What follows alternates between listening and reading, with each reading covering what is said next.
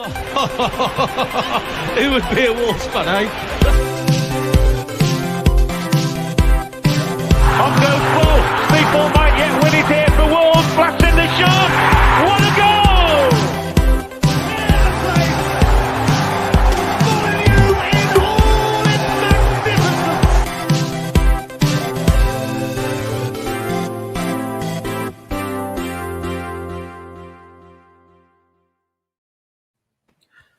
Welcome everybody to your latest episode of Wolves Fancast, reviewing the victory over Watford. We're off the mark. We're on the score sheet, and we finally got 3 points to mark the real kickoff of the Bruno Lage era. Now I've got Luke and Matt with me today. First of all, boys, how good a feeling was it just to get that 3 points on the board? Luke, I'll start with you. Yeah, it's good. It's hopefully, it's going to give the lads a bit of confidence, and you don't want to. You could sense the negativity creeping in a little bit with the fan base, and we haven't won in 3, we haven't scored. What's going on? This, that, and the other. So just to end that now, we're off the board. The season can start officially from Saturday, if you're listening on Monday or Tuesday. Yeah, Matt. Or any other time of the week.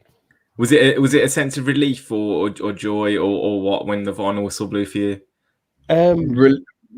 Yeah. Sorry, Luke. Relief from my point of view. Luke, what about you? Joy. Just happy to get back to winning ways. It's been a while. Would it have been 6 or 7 without a win in the league? Beaten in the league. Overlapping into last season, I think. Yeah, we didn't win any of the last 3, I believe, and. Yeah, 3 defeats on the bounce. We'll go into more depth, obviously, later on in the podcast. But just that winning feeling again, you can't really beat it now. I don't know if either of you went to the game or not. Were either of you there? Sadly, not for me. No, it was finding some other fruitful means of finding it and avoiding the Ronaldo show. I don't know about you, but I feel like Ronaldo broke the internet on Saturday because I struggled to catch the absolute full 90 minutes by whatever means that I tend to do. So did any of you experience any trouble with that? What was your thoughts on the whole Ronaldo thing? The Ronaldo thing? I'm sick to death of it already. Like, why? Genuinely. Are you not happy? For the man. Why would I be happy about that? Like, I don't understand what I'm supposed to be happy about. It's a great story, mate. So is Francisco Sierralta, nodding one in for Wolves. I was genuinely really excited about that, to be honest. First goal of the Premier League era for Bruno Lage. So I'm glad it didn't finish 1-0 though yesterday. Because if our top goal scorer was OG, we'd still be whinging, wouldn't we? We would 100% still be whinging about it. But if we go back to the start of the game, when the lineups were announced, nothing new there with regards to the starting 11. But when you look at that bench, gents, what do you?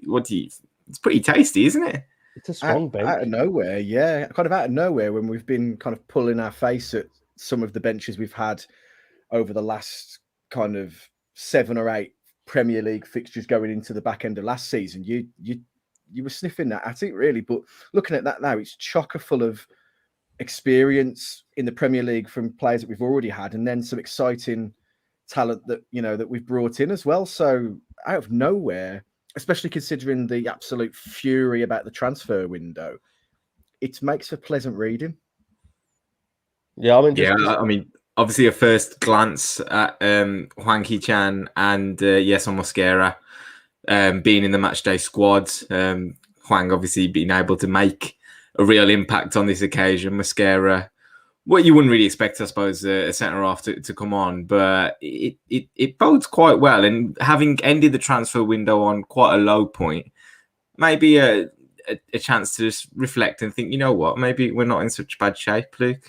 I think you've got some good options off the bench as well, and that's the key for me. If we're chasing a game and we need a goal, we need to maybe change it up front. You've got Hwang. How do you say his name? Hwang. Hwang. You've got Hwang and Podence who can come off change it. If you need to add a bit of physicality off set pieces, defending and attacking, you've got Dendonka, two decent lads at centre half as well, if it's not quite working there. And you've got completely different options at fullback.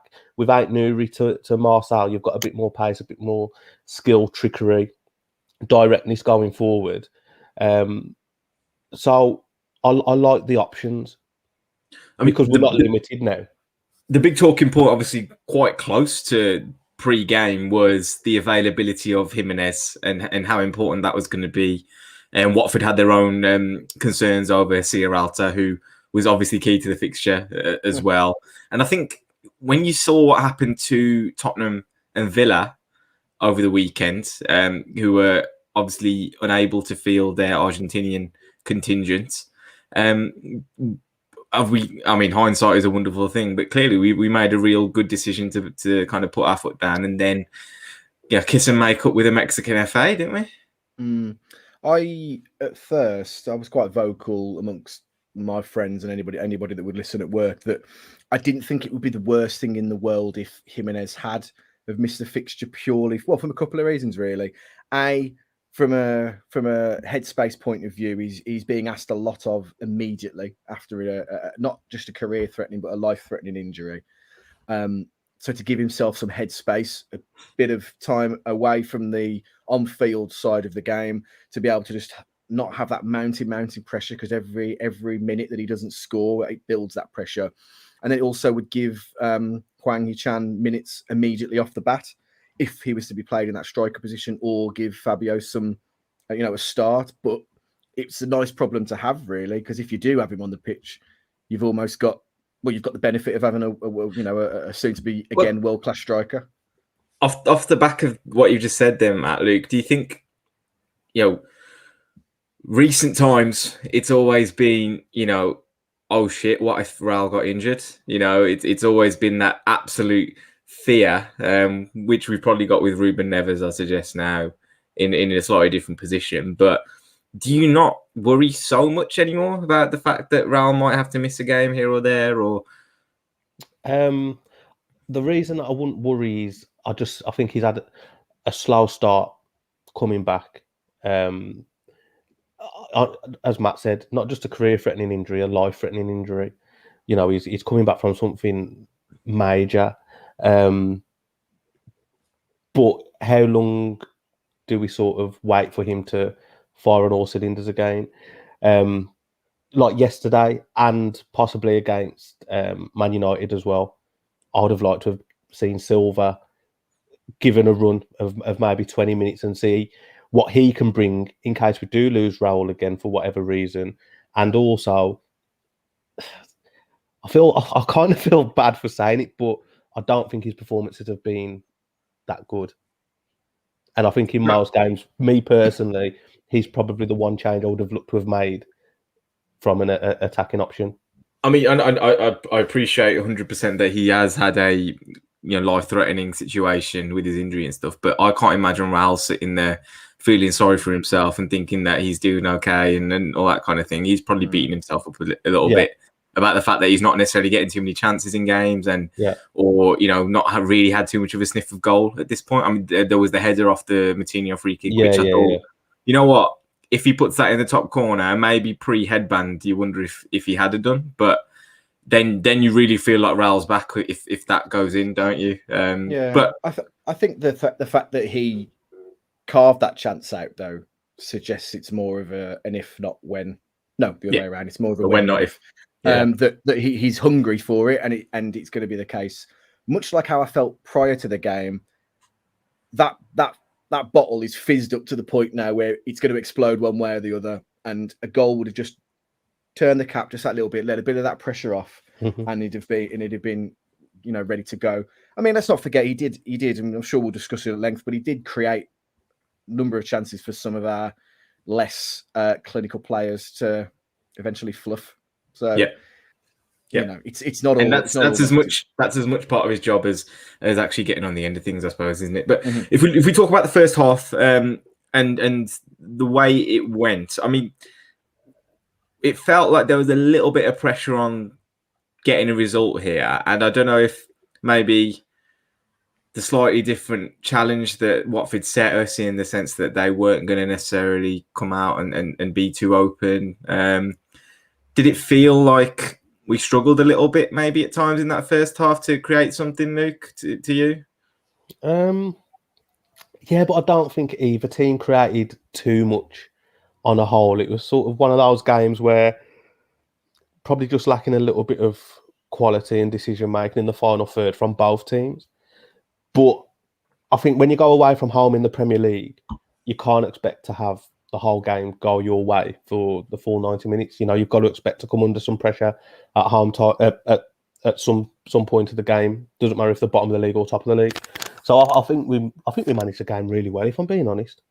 If you want to focus on the first half, you know, I still think you can walk away and say that's not a bad first half performance. That's not. It might not have been as good as Tottenham or Manchester United, but it was certainly better than Leicester first half, and it was better than. I'm going to go out on a limb here and say it was better than 35 out of the 38 first halves we had last season. So that's progress. And yet we still didn't fancy scoring a goal in the first half, though, did we? That's just ingrained in us now, isn't it? It's that's just a thing. But we had some decent chances, right? Some Trincau's shot was a bit tame, but the Semedo chance, that's a big chance. That is. Yeah, no, it is. It is 100%, and good to still see that we are able to get into those positions. You know, regardless of the fact that Watford weren't necessarily as open, like I say, as maybe Spurs or Man United were. But I mean, in my intermittent stream, I managed to kind of catch probably one issue I think we've got, which was down our left-hand side. Now, Ismail Assar is their standout player at Watford. He is a good player, to be fair to him. But it did feel a little bit like Saiss and Marcel were a bit over-eager to go and challenge him, I think, maybe. They got sucked in and beat they're into the ball a couple of times. Challenge our own Nan in the back garden, them two, aren't they? I've put it in politely, to be honest. But Matt, does that concern you at all? It concerns me in the fact that we look like we could be split open down that side easily, but I do think that's a byproduct of wanting to be aggressive and pressing as much as Lars wants us to do. And I think what that allows you, if you're the recipient of a counter attack like that, and all of a sudden you can win that ball, you've already got the beating of the 3 or 4 men that have already sprinted up the pitch to try and create the counter attack from the opposition. So I think the risk isn't as bad as the reward in that scenario. What concerns me slightly is neither Marcel or Saiss are known for their pace. I'm a poet and I didn't know it. If that was Nouri, it might be a slightly different story because he's got a bit more pace to combat if we're going to be sucked into those battles. But at the same time, Marcel, for someone who we've all said is made out of Snacker Jacks, he's done fantastically well in that position to kind of maintain his place at the moment. So it's a hard one, really, because other teams will expose us in that area if they can see it can be done. But there's aren't many players on the flip side to that, like Sarr, that has the pace that Sarr has either. So it's a tough one. Yeah, I think Bolly might change that though. Yeah. So I don't think that change is too far away. I think Saiss might have 1-2 games left until Bolly's back in. And then I think we look like a different team if we get sort of Championship first season Premier League Willy Bolly and not last season's Willy Bolly. Yeah. Well, I mean, I want to delve a little bit deeper into the defence as a whole a little bit later on. But I think, yeah, you're right in what you're saying that you expect, because our standout individual as a centre half is probably still not quite back at it yet. But you mentioned the Semedo chance in that first half. Did it feel like a bit of Groundhog Day in the sense that obviously it wasn't Traore that was in that position, but chances fall into not necessarily the players you want them to? You want Raul on that, don't you? I can't ever remember him going through one-on-one and scoring a goal though either. Well, yeah. Partly because we never seem to get into those positions under Nuno. And he seems quite an instinctive striker as well. A lot of snapshots and Yeah. Sometimes having shots when you're not expecting him to. But it's on the one side, it's very, very good and very, very promising and very, very positive that we're getting into those positions in the first place, because it's a dangerous position and a big, big chance. But when he misses, you are just sitting there, you're thinking, fuck's sake, we just ain't going to score, are we? It's never going to happen. But I'd love Semedo to get a goal as well. I think he deserves it. I think he gets a lot of harsh criticism, which is a bit over the top. Yeah, of course. I mean, if we kind of segue into the second half now, yeah, it was deja vu, because he then had another chance going through one-on-one, and you know, it looks like a ploy to actually get him into those kind of positions. I think from what I saw, I mean, I'll talk probably a little bit more in depth on GTA this week about this, but Traore, when he switched over to the right flank, was holding the width, and Semedo was then allowed to make the runs inside of him, and that's what led to the really lovely flick from Raul and Semedo going through again. I think the second one was a bit easier because he wasn't quite as close to the keeper. But like you say, great news that we're creating the chances, Matt. But at that point, he's still. It is, and you know, we've been burnt in the past by having a striking philosophy that relies on one player, so the goals have to be spread amongst the team. It's just unfortunate that those chances have both fell to Semedo and he's fluffed both of them, if we're honest. But I think the positives of us creating the chances outweigh the negatives of us not finishing them because of our now attacking prowess that we have up front. I mean, the options now that we have are absolutely ridiculous in terms of if something isn't working, we can change it up. And I think, you know, you can, I'm not saying you can teach finishing and someone can be a class finisher overnight, but to have the natural ability to create that position and get in that position and want to be there, I think is more important than being able to finish it, because more can be done on the training pitch, I think, with that. And, you know, it's just another one of those, not a curse, but it's as much mental as it is technical, I think, for a lot of the players on the pitch at the moment. And that win will have been huge, absolutely huge. Will have meant more than, I dare say, from a memental point of view, it will meant more of some of the real glamour wins that we've had over the last kind of 3 to 4 years, because it's just that duck's broken and now we can crack on. And then actually on the back of that result, you look at the fixtures ahead and you're thinking, yes, I fancy a bit of that now. Mm-hmm. Yeah. I mean, yeah, it does look like a kind run, but I think second half in this game, we really kind of took charge of it from what I saw after the break. And now we needed a bit of a helping hand for that first goal. I think Miles Jacobson, when he previewed the game with us, mentioned Cillit as a big player for Watford, and they were really hoping that he would come through. He'd been away with Chile, and thankfully for them and for us, he was able to make the game. And we needed a bit of assistance, but I feel like we're going to have this slight issue where scoring the first goal is going to be really, really important for us. And once they do get those in games, maybe that's when floodgates will start to open a little bit, Luke.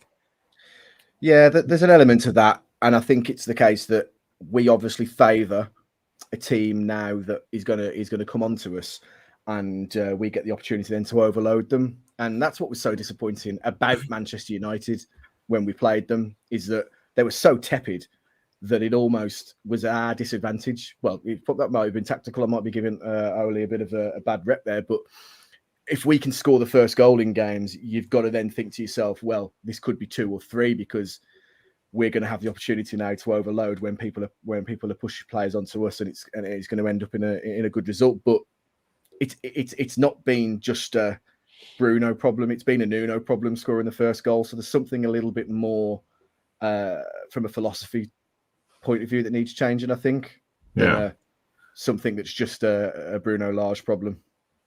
Luke, are you a fan of short corners? No, I'm not, but it works. So yeah, I was yesterday in the 74th minute. I was a huge fan of short look corners. at you. It's changed like the wind you do, don't you? No, I'm old school, man. Let's just get it in the mixer. Come on, Get it in the mix there, make first contact for. I do think, from what I've seen, though, they seem to change it up every single corner that they have. They won't put two in, one after the other if they have some in quick succession. Because they, just prior to that, I think Matinho took one. Ralph flicked it on at the near post and they managed to clear it. Then the ball comes back across and we get the second corner. And I mean, I don't get the hatred for short corners. There seems to be a proper vendetta against them. And yet, against Forest, the first goal came from one. Very similar, but on the right-hand side when Hervé put the ball in for Saïs. And this time around, Marcel, nice delivery as well. Really kind of dangerous. I mean, yes, he could have clearly dealt with it better. But when you're putting them in that kind of pressure, you're going to ask questions of them. And he failed to answer on this occasion. I think... the corner traditionally is a small reward for a piece of good play. Like, you guys have a corner, everybody cheers, everybody applauds, and then when it's played in a short corner, and then it's passed further back, and then it's passed further back, and then a chance isn't created, it's just a bit of a wet fart, isn't it? Sometimes when it happens.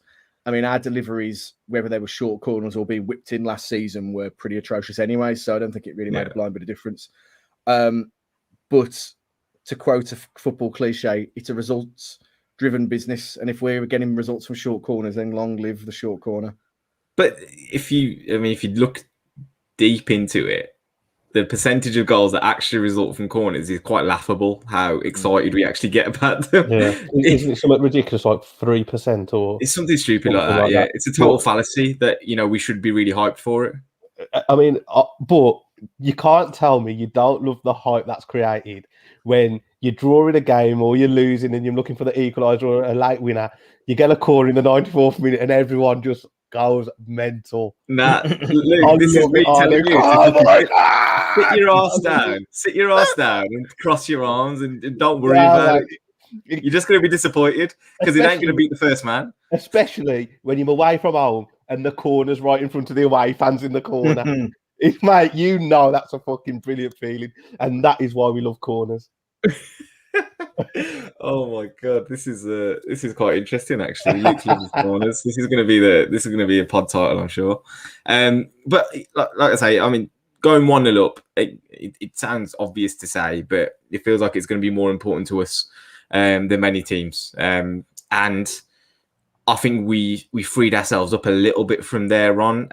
Now, prior to the first goal, we had made one change. Now, to get hold of the second goal, another change came about. So the two forwards, Traoré and Trincao, who had by no means had a bad game at all, were changed. And we just had something different with Hwang and Podence coming on into those positions. And how exciting is it to have that variety up front, Matt? It's serious options.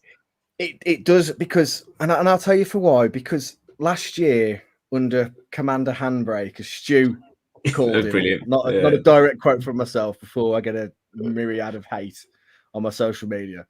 A change in last season felt like a random roll of the dice. This season, it feels like there's reasoning behind a change, and it feels like there's something more about it, and there's more to be excited about, because I feel like every player's got a lift. We've only got to look at the performances of Neves over the last 4 games to know that there's something's clicking differently.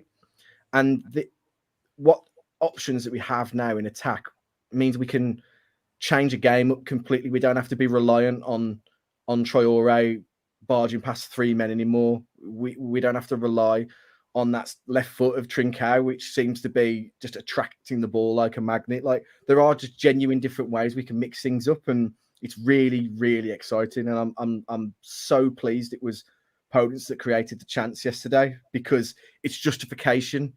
If anything, it's justification for the way we're playing, and it's exciting, and it's just we won't be as predictable and not route one, but it's not Traoré or bust anymore, and that competition brings out the best in everyone. Yeah, I mean, obviously it was Hwang that got the goal in the end, nice and scruffy. You got to love one of them. But what are your initial thoughts, Luke, on his performance? I mean, he had half an hour. He wasn't necessarily involved throughout, but I mean, every time I look at him, I just think, bloody hell, he's pretty well built, isn't he, for a start? Yeah, he is. He's athletic. He looks quick. Good ball control. Like you said, he didn't really get too involved yesterday, so it's hard to sort of make too much of a judgment on him off yesterday's basis. But it looks like he can bring something, and he can add something as well. He looks like he's got a good work rate, which always helps. And again, for him to get a goal on your debut, it just makes you settle so much better. You know, he can relax now. He's the man in training on Monday when, you know, the new boy's coming in, and he scored a goal on the weekend. So yeah, it should hopefully help him settle a lot easier. I just want to touch on Matt saying how exciting it is with the attacking options. But the best is still yet to come, boys. Oh, yeah. We've still got Neto to come back as well.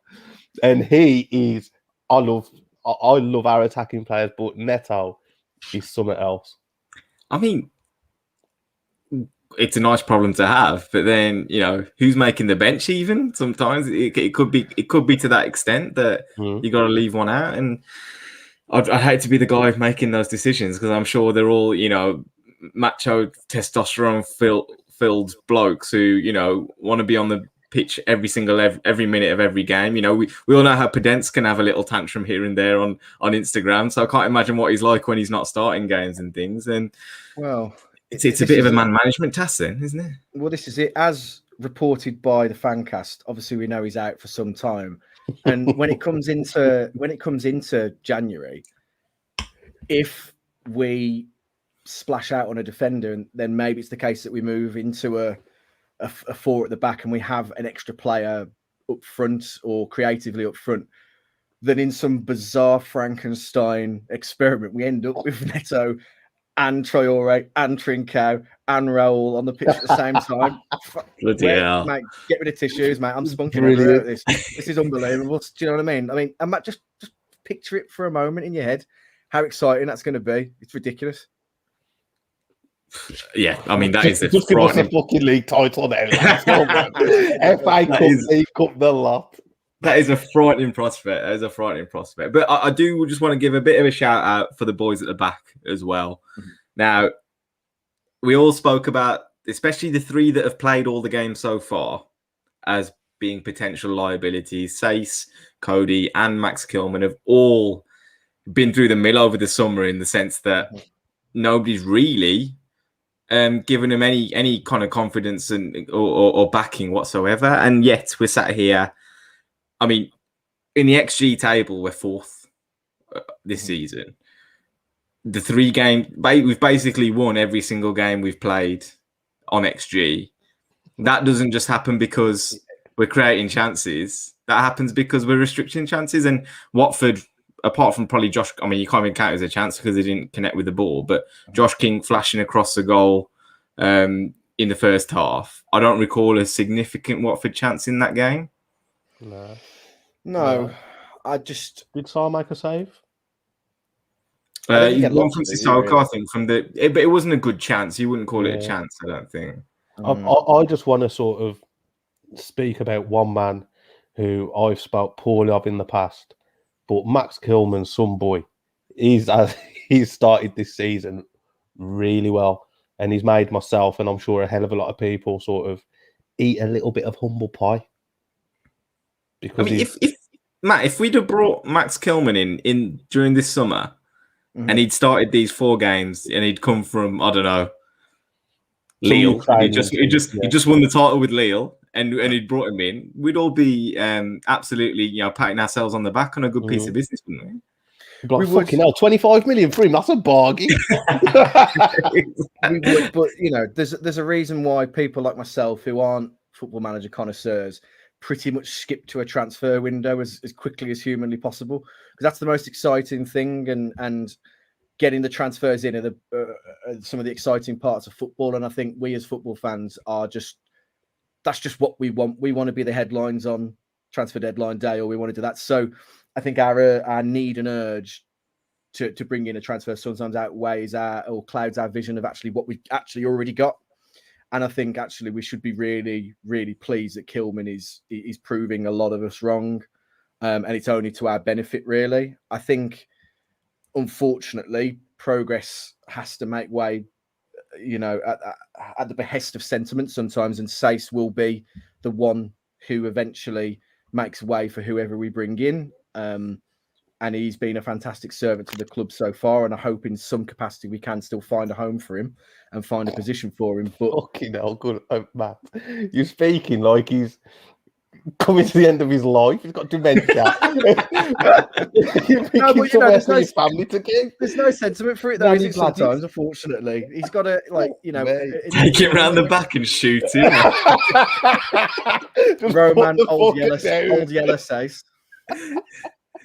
Bloody hell. Well, I tell you what, he'd grab that gun and he'd turn it on you. That's what he'd bloody well do. That I hope he doesn't know where I live.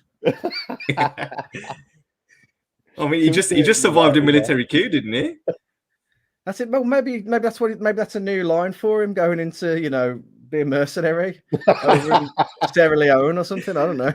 So he remains the new face of like the next Assassin's Creed game or something like that. That'd be brilliant. So I mean, we figured out that the defense is great, the attack is brilliant. Semedo and Marcel, as it happens, were our two second and third highest XG as individuals in the game yesterday. I bet they'll still give him 6 out of 10 in the Express and Star, though. Fuck me. What's the boy got to do? And the past it, the couldn't work together central midfield of Neves and Moutinho were in total charge. So what's happened to us, boys? Where's all this come from? We got rid of Nuno. Happened, mate. What's so depressing though? Christ. People talking about the old man Moutinho, who's 35, and I think to myself, Christ, what are they going to call me when I'm 35? I've got to look like I've had a tough paper round as it is. So, like, to be in his prime. Not going to disagree with you there, Matt.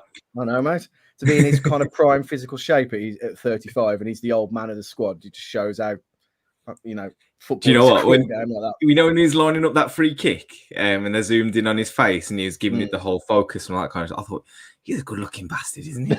Yeah. Fuck me. To be fair. Yeah. But I mean, still needs replacing. Still needs replacing. A slightly loaded question though, Luke, here for you. Are we a bit quick to write people off welcome, mate.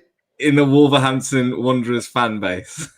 No, you know what the problem is? We get too excited over 1 or 2 decent games. That's the problem. It's nothing to do with me. But no, obviously, long term, we've got to look into it. It's a long old season as well. It's all right. Believe it or not, I'm actually older than Moutinho by a couple of months. I would never have had that. And it's all right in the summer. It's all fun and games when the sun's shining and the birds are still chirping. Are you going to give it the whole, can he do it on a wet, cold Tuesday night? I am. But when it's -3 and we mean fucking Burnley on a Tuesday night and he's coming out of some changing rooms that are made of wood, will he do all right? He's going to need resting. If we can get 38 games out of him this season, if we can get 33 games out of him this season, playing at this level. In theory, we shouldn't be doing that with anyone, really, should we? That's your centre half pairing is probably what you want to do that with, because you want consistency in that position. But nobody can see through an entire season at that intensity in central midfield. Like, that's just unrealistic. Yeah, at that age, possibly. At that age. But that's why it frustrated me so much we didn't get another central midfielder. Yeah. In the window. But like I've always said, you can't knock his achievements or what he's done. But I mean, if we're fucking sending Sace to the care home, Moutinho can't be far behind. Well, we might get a 2-for-1 or some kind of. We're saying this after he's had a good game, man. I know. No, he had a good game. Neves, fantastic again. It looks like it's the partnership of we've got the Neves and Moutinho from when we qualified for the Europa League, and reached the FA Cup semi-final. I don't know about you. Those players back. I don't know about you, but Neves just with every single game, I just fall in love with him more and more. Like he's just something else. I can't get on board with the haircut, the lack of a haircut, if I'm honest. But what a frigging footballer, man! It's amazing what happens when the handbrakes took off. Nuno would have ruined some of them players. He would have ruined Traore. He would have ruined Neves. Probably 2 or 3 more. Well, he would have ruined Moutinho as well. But seriously, he would have ruined Neves. He would have absolutely ruined him. But it feels like we've got the Championship Neves back now. And I know that's really ironic because he played in the Championship under Nuno. But, it's a bit deeper than that. Obviously, the Championship's a lower standard, so he can express himself a lot more, and we could as a team as a whole. But it just feels like he's being released and he's just being told, you are absolutely fantastic at football. You know what you're doing. Just go and do it. Yeah. I mean, Matt, I don't know about you, but Trincao, for me, getting better with every single game. Yeah, even though he came off on the hour, I still think it was probably his best appearance in a Wolves shirt. Oh, yeah, without question. And it's nice that we've had this, maybe rightly, maybe wrongly, kind of feeling around the Wolves squad that it takes an unusual amount of time for someone to bed in, or it certainly did under Nuno, or at least be able to be given the chance to play. And it's took him, you'd argue, 2.5 games or so for him to actually look like he's going to be someone that's offering a lot to this squad, and he'll be fighting and he'll be keeping people out of the squad. And it's a shame, actually, that the chance that he created completely for himself did kind of fizzle out and he didn't have enough power on it to really challenge the keeper, because it was deserving of something more than that. And it's a shame as well, because if you'd have had more power, you could see that Raul was teeing up for the rebound and he was ready to slot that one home as well. It's a great shame. But yeah, I mean, he's just showing,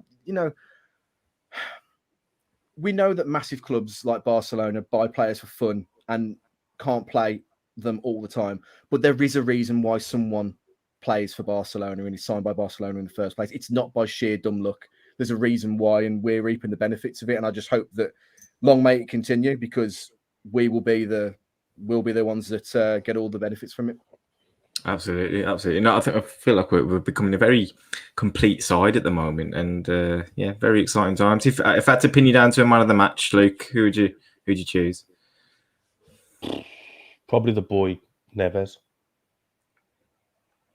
Yeah, for me, might as well have bagged him for the first 4 games of the season, to be honest. Yeah.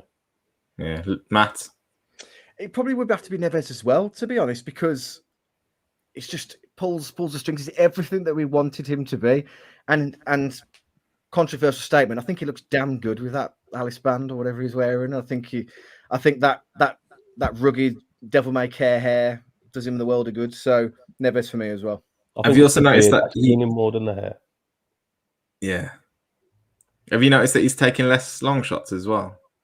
It feels like it to me, anyway. I think that's maybe that was a secret all along. A response from Cody's abuse on Instagram. Did you see it? that was good crack, to be fair. Fair play to Connor Cody.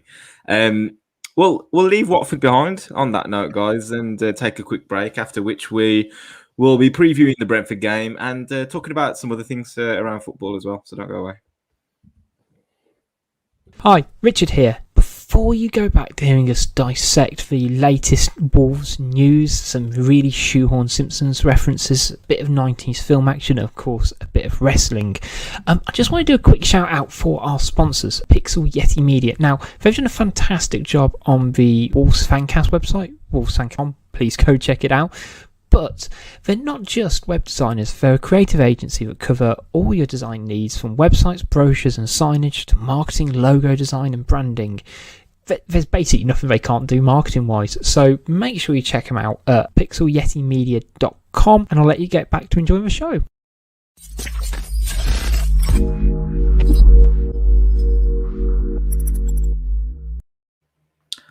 Welcome back, everybody. Now, before we move on to the Brentford preview, I just wanted to touch on something that, for those who aren't aware, we are recording in the aftermath of the Liverpool versus Leeds game and the horrific injury suffered by Harvey Elliott, who I'm sure we all wish the speediest recovery to.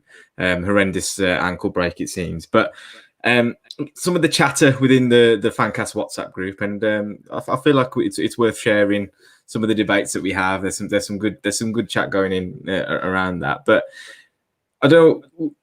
My initial thoughts, and I feel like most people's initial thoughts on the situation were that Pascal Struijk made a good tackle. It was an unfortunate situation with the way he got injured, and then the subsequent red card. I mean, it was a brilliant game up until that point as well. It felt like that had a very big bearing on the way the rest of the game was going to play as well. And I just want to understand your thoughts on the kind of justice around that kind of situation. Obviously, it's a horrific injury, but Matt, start with you. Where's your head on that one? So to comment on the decision itself, I don't think there's malice in the challenge, number one, and I don't think necessarily it was a bad or reckless challenge either. I think it's a freak accident that unfortunately has caused a horrendous and horrific injury. I think the issue there's two issues really. There's the pressure of the injury to the referee. So he sees someone in a heap on the floor, ankle flopping the way it shouldn't. Instinctively in his head, he's thinking something's gone amiss for this to happen. And two, I think the referees still don't have a full, not understanding, but aren't comfortable or aren't familiar yet with these rule changes around soft contact and giving away more in the game now. And I think a risk, has the referee thought to himself, right, well, this obviously isn't soft contact. Something's had to have happened. I'm going to have to take appropriate action, and I can be bailed out by VAR if it's wrong. And that's what's happened. But then the people at Stockley Park have also thought to themselves, maybe they're going through the same thing. And then we've had a series of events that has led to the red card. I think it's harsh, and I don't think it's the right decision. And unfortunately, no matter what you do with the game, you're always going to have decisions like this. There isn't ever going to be a resolution to this kind of stuff. Yeah, I mean, Luke, he obviously initially didn't think it was even a foul because he didn't blow for a free kick or anything.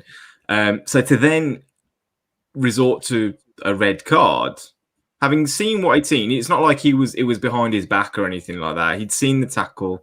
He had his own viewpoint, I'm sure, on what happened. It felt a bit unjust, maybe. I think, from my perspective, anyway. I think the leg and what happened to the leg is what made the referee send him off, not the actual incident, which is slightly unfair. I think. Yes, we always want to protect the players, because we don't want any footballer at any level receiving injuries like that. But sometimes in football and ultimately in life, these accidents do happen. And like Matt said, there's no malice in it. I think 9 times out of 10, you can tell when somebody is meaning to hurt somebody or somebody is being reckless. And I don't think there's either of those in that tackle. It's just really, really unfortunate. The ball's there to be won. The ref's not even felt that it's a free kick at the time he's played on, and he's got a good view of it. He's not too far away from it. And I do think then obviously he's seen his leg, how he went, and that's why he has sent him off, which is wrong, ultimately, in my opinion. Yeah. I mean, a few minutes later in the game, Liam Cooper goes in to a tackle with Sadio Mane in pretty much exactly the same way. Wins the ball again. Mane isn't injured in any way from that incident, but when you see that happen, what is your stance on this idea that retrospectively, based on an injury, you can actually go out and dish out that kind of punishment? I think. Then, do you say should David Luiz have got sent off when that incident happened with Raul? That feels like a parallel argument. Yeah, 100%. I think, because I'd argue Luiz was probably more reckless, even 100% than the way 100%. Pascal Struijk actually went in to make the challenge. 100%, and yet he played on. He played the game. I think he got substituted though because he had his own kind of head trauma thing going on. But I guess the wording in the laws is about endangering an opponent. I mean, any tackle could be seen as potentially endangering an opponent, course. couldn't it? Of course, Bottom line. when a keeper comes out to punch the ball, that could potentially be endangering. I mean, there's complete. You can interpret that however you want. You both go up for a header and a player can land and snap his ankle. It's at no fault of the defender or the attacker or whoever's the one making the challenge. I mean, you can go in deep and make that as ridiculous a rule as you want it to be. I just think we have to accept it as what it is, and it's a freak injury. Yeah. And these things happen, and there's more malice in other challenges that we've seen where, when Van Dijk got clapped. Did you see Tanganga's challenge on Zaha? Oh my God! What was he even thinking? He was like chest height. I don't know what he was doing. Was he doing? But that's a genuinely dangerous approach. Yeah, that should have been a red card. And do you know what annoys me in situations like that one? How they both got booked. Now, Zaha, you can say, all right, well, they'll react. If somebody has literally just ran towards you and pushed you in the chest, you're going to react. He had every right to react that way. You're going to react. It's as simple. He got a lot of shit because I think he's reacted inappropriately to other situations and got very angry. But sometimes I look at Zaha. I love Zaha. I think he's an absolutely fantastic. He's a brilliant player. He's a brilliant player. If I'm getting kicked from pillar to post, and let's be honest, the reason that these defenders are kicking him, because they do, is because he's too skillful for them and they don't like it and they can't handle it. If I was being kicked the way he does, then I think I would react as well. We've seen though that can't just go around kicking people. There's that mandate.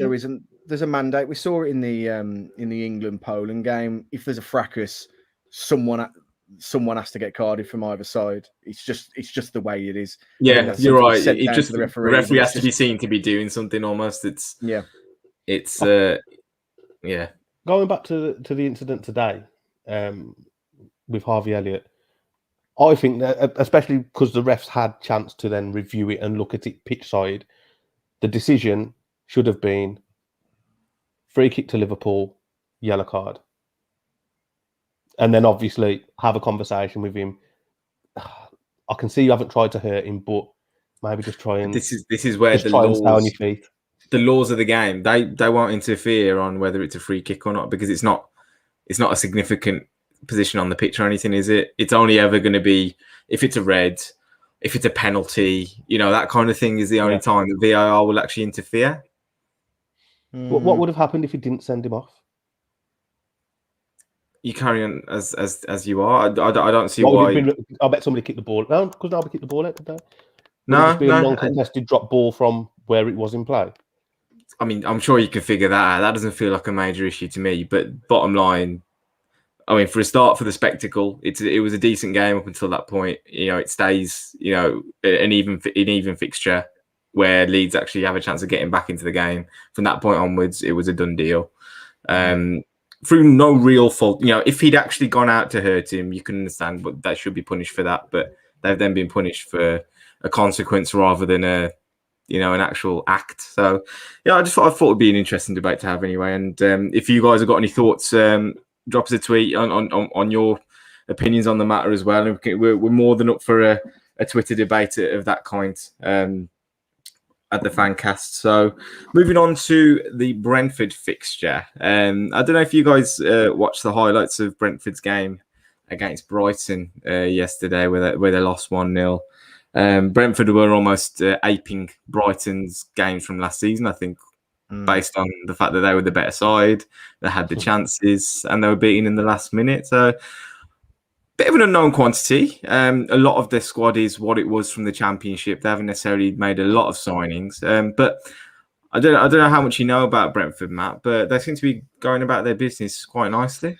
Well, me and Luke were talking about this pre-show about that Brentford, like a lot of promoted teams do, and promoted teams that haven't been able to flash the cash, although obviously it's a new signing in the fact that they've kept hold of Ivan Toney, is that they've just got a fearlessness, which I respect massively. Coming into, maybe it's naivety, I don't know, but they've got that swagger of the new kid on the block that comes in and is the unknown entity, and I do like to see that, and I hope for that reason that they do make a semi-success of this season at the expense of a team like Palace or Norwich are gone already, 4 games in. Let's be honest. But I hope it's at the expense of a team like Palace or a team like Southampton, who routinely want to become a aftermarket car salesman, because they'll just routinely ship their players out and not think of the consequences of it. I think Brentford, their exciting play and the way that they have no fear will unfortunately be their undoing, though, as we do see a lot of times also with promoted teams. Yeah, they obviously have a real significant striker in Ivan Toney, who scored a hell of a lot of goals at Championship level. Looks the part, to be fair. I don't know if you saw the attempt from near halfway. Yeah. That would have been one of the best goals I think I'd ever seen if that went in. The way they built it up and then the way he hit it, unbelievable. But do you think it could cause us some problems, knowing how good we are at the back now? Ivan Toney is a fantastic striker. I'd love him at the Wolves. I really would. I think he's powerful, he's big, he's athletic, he's quick, he's strong, he's intelligent, got good technique. He works hard as well for the team. He's got a good defensive side to him. He's fantastic. I like to watch him. I think Brentford, they'll do all right this season. I can see them finishing anything from 15th upwards. I don't see them getting involved in a relegation battle. No? Okay. No, I don't see it. I think they've got a good style. They've got a good identity as well. And like Matt said earlier, could it be naivety? But that sort of new boy, I think they know what they are. They know who they are. And they pretty much say, we're Brentford. This is how we're going to play. We ain't going to change what we do or how we do it for anyone. Yeah. And I like that about them. I mean, I don't necessarily think, say they did go down this season, it would be the end of the world for them. We've seen that they've made pretty good investments in terms of signings, the likes of Neil Mopai, Said Ben Rama. I think Chris Mepham went for quite a bit of money to Bournemouth as well. They're quite happy moving on their big hitters, as and when the time comes. So did they have Andre Gray as well? Andre Gray, and yeah. They had, Scott Hogan when he was doing bits, and then he went. Did he go Blues for like 15 mil? He went to Villa first for like 15 mil. So they've got a nice player, but they use like a Moneyball technique, don't they? Yeah, in their recruitment, it's all stats based.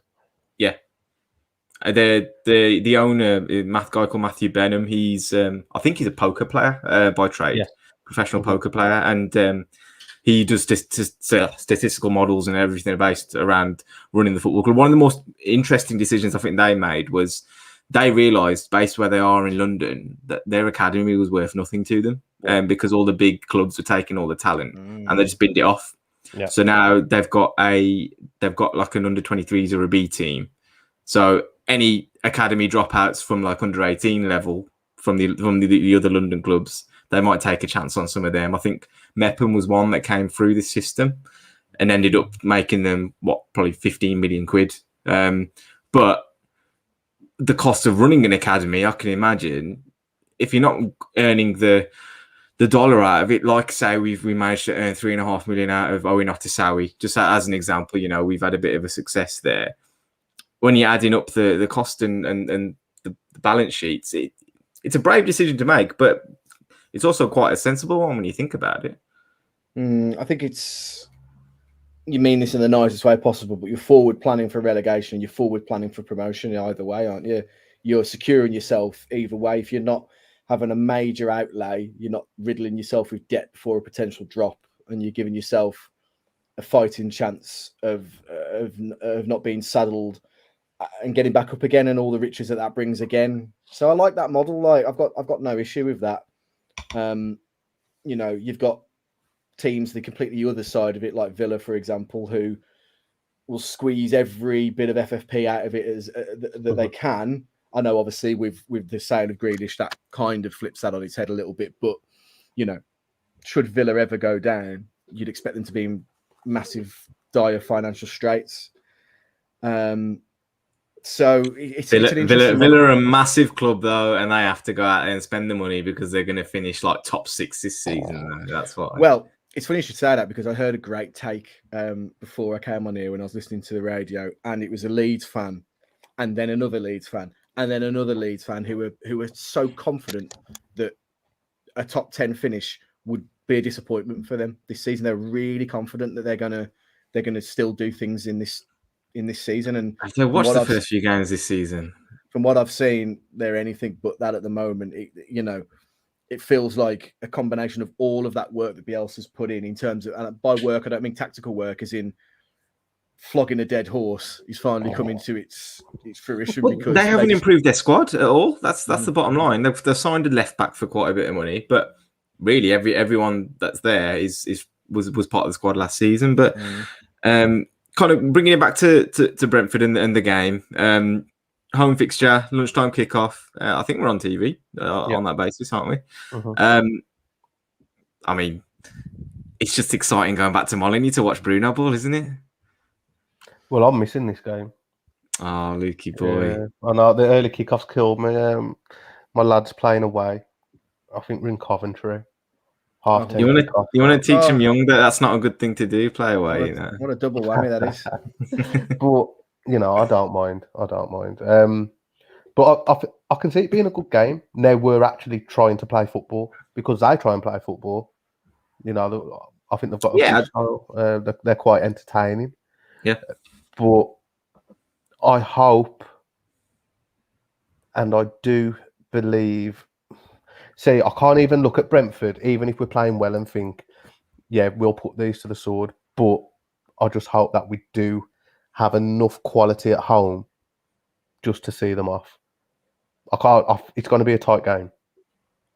Yeah. I'm end to end, but yeah, like you say, tight. I think the lack of top draw quality from Brentford will stop them from scoring too many goals. They might create a couple of chances, but I can't see them necessarily putting them away.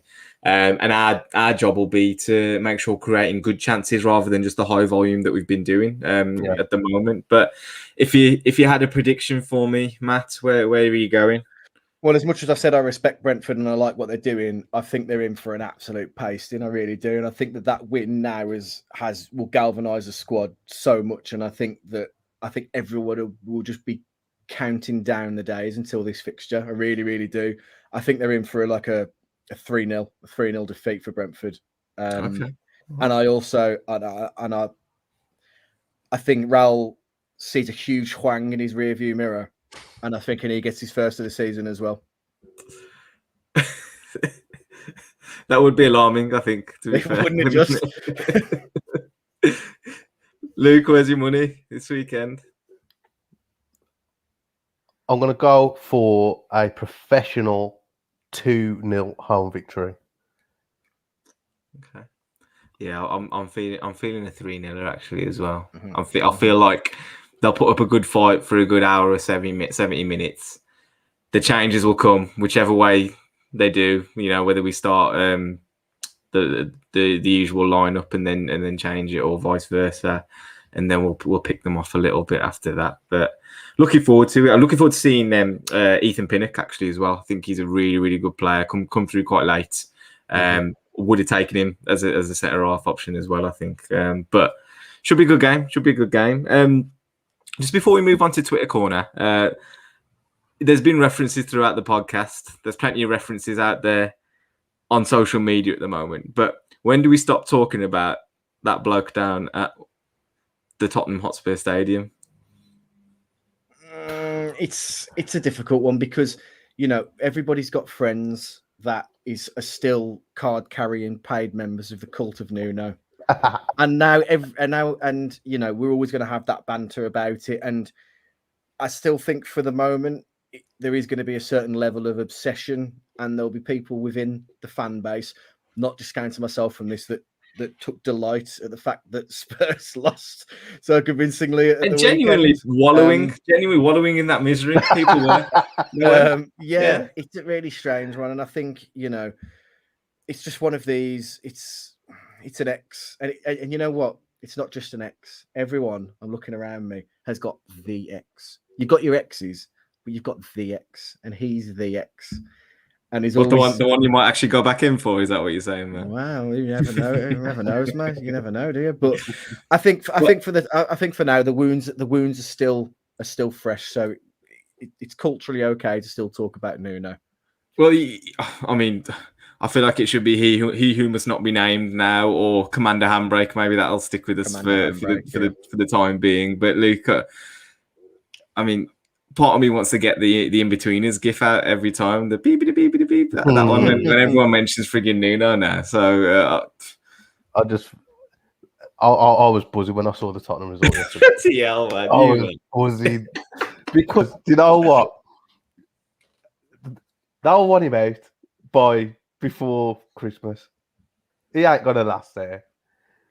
But are we really happy with that? Is that what we're saying? Oh God! Do you know if he would have gone abroad and he would have managed in Portugal, Spain, France, Germany, wherever, I would have been like, you know what? I hope Nuno does all right this season. But because he stayed in the Prem, why would I want Tottenham to do well anyway? Yeah, if he got sacked, which is I think is basically what happened. I think it would be hilarious.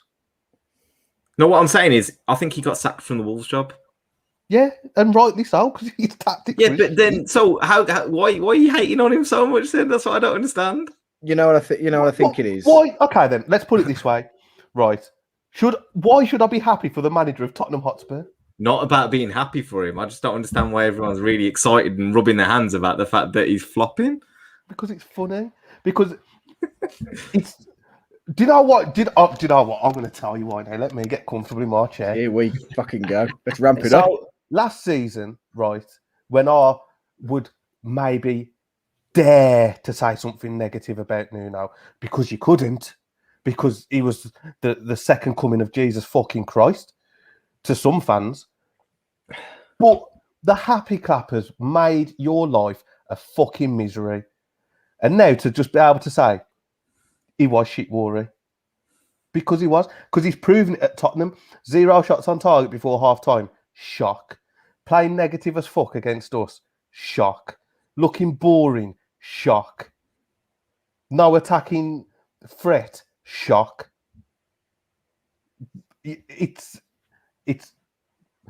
I feel like he lied to us for 18 months. He lied to us for 18 months. Pulled the wool over our eyes. We had to sit through some of the worst football. It was so boring watching Wolves. Add on top of that fucking COVID and lockdown, so it's shit enough as it is. And you'd be like, oh my God, we've been in lockdown for 3 months. I ain't seen fucking Dave, who I usually see in the pub, for 6 months. At least the Wolves I'm on this weekend now. And then that'd be absolutely dog shit because of him. Because it was nothing to do with the players. It was all him. So that's why.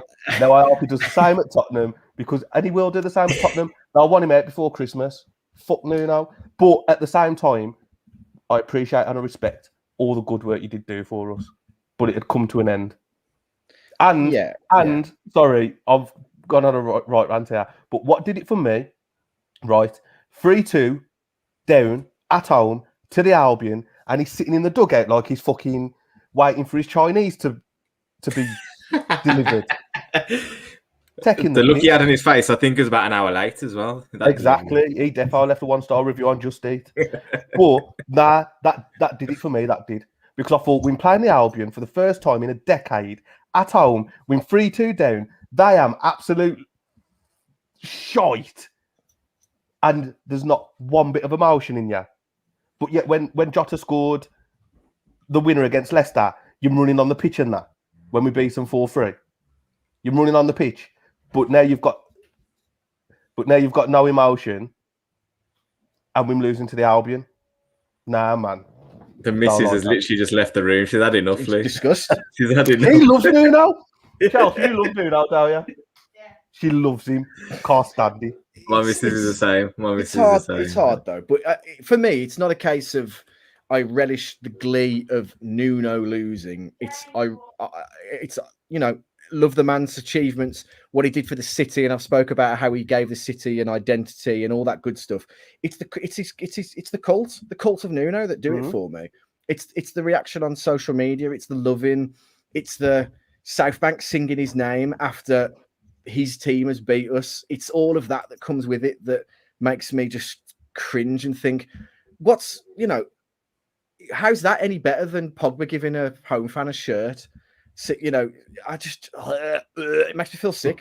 It's the cult of Nuno that annoys me. Say it once more, the cult of Nuno. I've already given this more airtime than I would have liked, frankly. So we're going to move on, and Matt, you're going to take us through Twitter corner if that's all right. I am indeed. Let's move swiftly on. Soccer Neophytes podcast wants to know: do you think we could score more goals in a 4-4-2 with this squad, or do you think we should just stick with a 3-4-3 and this exciting defensively stout lineup? I'm guessing by 3-4-3 means more of the kind of 5/3 hybrid that we play when we go and attack and defensive. But do you think that we'd score more in a 4-4-2, or would that leave us more defensively exposed? I think we would straight away allow teams to get closer to goal without playing the way we are at the moment. So that would concern me a bit. I don't think we've got a real problem yet with the way we're attacking. We've only had 4 games. One game that we really should be winning, and we did. The other 3 felt hard done by. So I think until January, I'll probably persist with the way we are until maybe we get a centre-half upgrade and maybe a central midfielder who can do a little bit of a different job for us as well. Luke, what do you reckon? It's a difficult one. But I think whilst it's working at the moment, I wouldn't touch it. And I think if you can get Raul, Trincao, Traore, Hwang all firing, then I don't think it matters what formation you play. We're going to get goals. Potentially, I think. To be fair, I think playing with the 3-4-3 as we're playing now might even help us out more going forward. As bad as that sounds, because especially Semedo, look how attacking he is. So at times you're attacking with Semedo, Traore, Jimenez, and Trincao on the left. Fair enough. He's encouraging Marcel to push on as well. He was getting in the box at the back part. I wouldn't necessarily he's the best player for that, but I mean he's there. King Wolf 84 wants to know: noting Emma Raducanu's success, what was your biggest achievement at aged 18? Probably not having a kid by then. Mine's pretty embarrassing. The band I was in, we'd done the music for a TV program when I was like 19 or 20 or so. But by that point, we were on the Stoke 2004 end of season DVD. Really? As like the backing music for the entire DVD. Right. Fair play. That's about as good as it gets by the time I was 18. That's pretty good. I just turned 18 actually, and I spent 2 weeks training with a professional football club in India. Okay. That was an amazing experience. Like genuinely, it was really, really good. You had to live on site and stuff, like a residential at the training ground. It was too hot to train during the day, so you had to get up at like 6 a.m, have your morning session, and then 6 p.m. for another session as well. You basically just lived in each other's pockets as a squad. So that was brilliant. If they still exist, Gully, send them that clip of when you misjudged that header in the charity game and say, "Job well done." Honestly, like that's going to be your everlasting. It really pisses me off the highlights in that game because defenders never get the hype, man. We just don't. I feel like fucking Max Kilman right now. He's only just been recognised. Yeah. Luke, have you got anything noticeable from when you were 18? I think just the fact that I got through school was an achievement for me, and that's about as good as it got. Luke, you went to St. Peter's, mate. You was all right, I'm sure. Just about, mate. I was straight through, crawled over that finishing line. I did. Lynx Wolf wants to know, and I've got a follow-up question to his question. Do you think we could get Ben Foster on the pod to talk about his special relationship with Wolves? It was nice to hear him acknowledged by our fans yesterday. But I want to ask a question. Has it gone the other way now with Ben Foster? Is it just the villain that we love to hate? And actually, in 10, 20 years' time, he'll do an evening at Molineux and he'll talk about that relationship with the club, and actually he'll end up turning the other way, and it won't be a fan favourite, but he'll just be respected and liked because of how much we hated him. I actually don't mind Ben Foster. I watched some of the cycling GK videos on YouTube. They're a good watch, to be fair. He's good value. Like Foster's the sort. Take out who he played for a couple of seasons, but he seems like a good character to have around the dressing room. Seems like he'd be a good laugh. He looks like he can give it and take it, to be fair to him, I think. And he's pretty fair game. Yeah, ain't got a problem with that.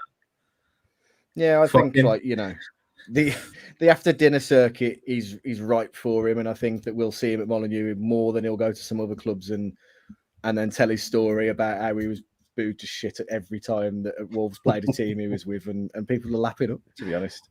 Finally, Tom Martin 5. Who will win more caps for England, Cody or Kilman? Cody. I think so. As long as Southgate's in the job, Cody's got a place there, hasn't he? And as long as England are getting drawn against Andorra or San Marino in qualifying groups, he's definitely got a game. Did you ever see that film Bicentennial Man with Robin Williams, where a robot tries to convince a court of law that he's actually human? Until Max Kilman can do that, he's not getting in the England squad. I'm pretty convinced he doesn't have a personality at all. Exactly. So, have you ever seen his facial expression change? No. There was that clip on the train or the coach up or whatever when he's like, I know someone put a filter on it, but he's just like completely stoic, eating like jammy Dodgers or something. He did celebrate a goal at Forest quite vociferously. I think that's the most I've seen from him. Yeah. I was there. I can say I was there the day Kilman celebrated a goal. Broke the Matrix. Yeah. Well, that's everything, guys, from Twitter Corner. Thank you very much for your questions. Hope that we can answer them in future and get everything off your chest. Doesn't have to necessarily be football related. So thank you very much for getting in touch with us. And thank you for leading us through that, Matt. That brings us to the end of this week's episode. We'll have some more content coming at you throughout the week. We've got a GTA coming this week, looking back at the Watford game. So keep an eye out for that on our YouTube. We'll have a preview show as well for the Brentford game, and you feature Fancast Fridays, which I hope you're all enjoying. Had some great guests so far, likes of Tim Vigon, Miles Jacobson, amongst others. So, plenty coming from the Fancast. Just like to thank our sponsors, the Kingsmanford Sports Shop and Wolverhampton Eats. Thank you for supporting us, and we are part of the 90-Min Football Network as well, so go and check out them. And if that's everything, boys, good night, God bless, and look forward to Bruno Ball next week. See you later.